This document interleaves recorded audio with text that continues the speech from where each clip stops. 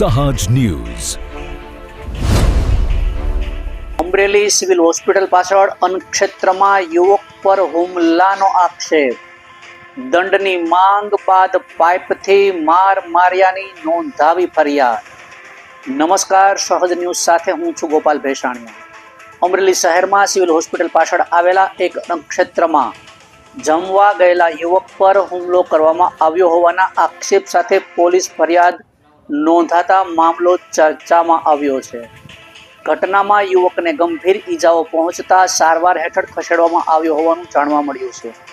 મળતી માહિતી મુજબ ગોપાલ ગ્રામના મહેશભાઈ પ્રેમજીભાઈ રાઠોડ ઉંમર વર્ષ 25 દ્વારા ભરતભાઈ આચાર્ય, કાળુભાઈ હીરાભાઈ ખુમાણ, ચતુરભાઈ દાપડા તથા અન્ય 3 અજાણ્યા ઈસમો સામે ફરિયાદ નોંધવામાં આવી છે.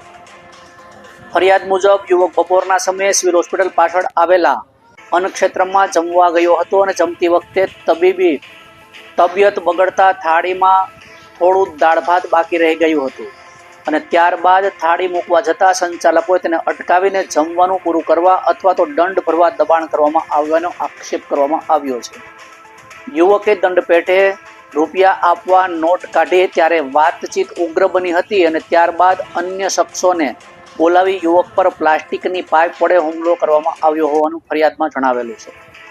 હુમલામાં યુવકને માથાના ભાગમાં અને હાથમાં તેમજ શરીરના ભાગોમાં ઈજાઓ પહોંચી હતી, જેમાં ડાબા હાથમાં ફ્રેક્ચર થયું હોવાનું જાણવા મળ્યું છે. હાલ ઈજાગ્રસ્ત યુવક સારવાર હેઠળ છે અને સમગ્ર મામલે અમરેલી વિભાગના નાયબ પોલીસ અધિક્ષક ચિરાગ દેસાઈ દ્વારા વધુ તપાસ હાથ ધરવામાં આવી છે. આ બનાવને લઈને શહેરમાં ભારે ચર્ચા અને રોષનો માહોલ જોવા મળી રહ્યો છે. સ્થાનિક આગેવાનો દ્વારા જવાબદારો સામે કડક કાર્યવાહી કરવાની માંગ ઉઠી છે. રિપોર્ટર સંજય વાઘેલા, સહજ ન્યૂઝ, અમરેલી. જી વિકીભાઈ, આ શું બનાવ બન્યો તો એની બાબતની માહિતી આપશો. મારું નામ વિકી ચાવડા છે. તારીખ 17/4/2026ના રોજ અહીંયા જે મહેશભાઈ પ્રેમજીભાઈ રાઠોડ જે છે એમના કોઈ સંબંધીની ખબર પૂછવા માટે અમરેલી સિવિલ હોસ્પિટલમાં આવ્યા હતા. ત્યારે બપોરનો સમય હતો, તેમને ભૂખ લાગતા તેઓ પાછળ જે અન્નક્ષેત્ર છે ત્યાં જમવા માટે ગયેલા હતા અને ત્યાં શાક રોટલી ખાઈને દાળ ભાત લીધા હતા. પણ દાળ ભાત એને ભાવ્યા નહીં એટલે એને કીધું હું ફેંકી દઉં છું. તો ત્યાંના સંચાલકો દ્વારા એવું કીધું કે ફેંકવામાં નહીં આવે, તો ફેંકવા હોય તો તમારે 50 રૂપિયા દંડ આપવો પડશે. તો મહેશે છે એને 50 રૂપિયા દંડ આપ્યો, તો એને 500ની નોટ આપી એટલે 450 પાછાના આપ્યા. એ બાબતમાં સંચાલકો દ્વારા બોલાચાલી થઈ અમને અને બીજા ઈસમો દ્વારા બોલાવી અને મહેશભાઈને ઢોર માર આવ્યો હતો અને એમના એ સિવિલ હોસ્પિટલમાં દાખલ કરવામાં આવ્યો હતો. એના હાથના ભાગે એને ફ્રેક્ચર આવ્યું હતું અને માથામાં જે સીટી સ્કેન કર્યો એ સીટી સ્કેનનો જે રિપોર્ટ હતો એ નોર્મલ હતો. પણ ગઈ રાત્રે એટલે કે 20/4/2026ના રોજ કોઈ કારણોસર આજે મહેશનું છે દુઃખદ અવસાન થયેલ છે અને પરિવારની જે ડિમાન્ડ હતી કે આમની સામે જે મારવાવાળા છે એમની સામે 302નો ગુનો દાખલ થાય અને આમનું જે પીએમસી ફોરેન્સિક લેબ ભાવનગર અંદર થવું જોઈએ.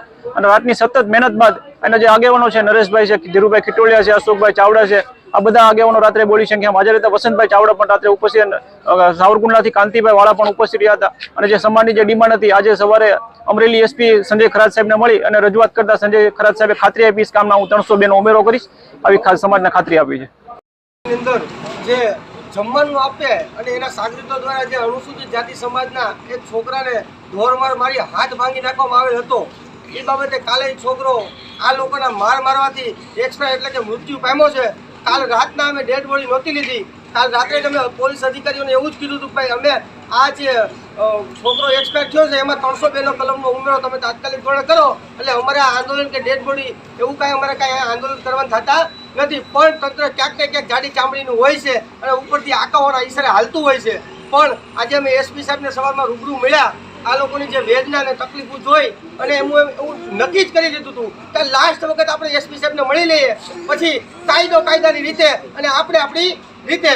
પણ એસપી સાહેબે માનવતા દાખવી અને આજે 109 એટલે કે 302ની કલમનો ઉમેરો કરવાનું કોર્ટની અંદર પ્રોસેસ ચાલુ કરશે અને મને 1 કલાકની અંદર પ્રોસેસ કરી અમને રિપોર્ટ આપશે.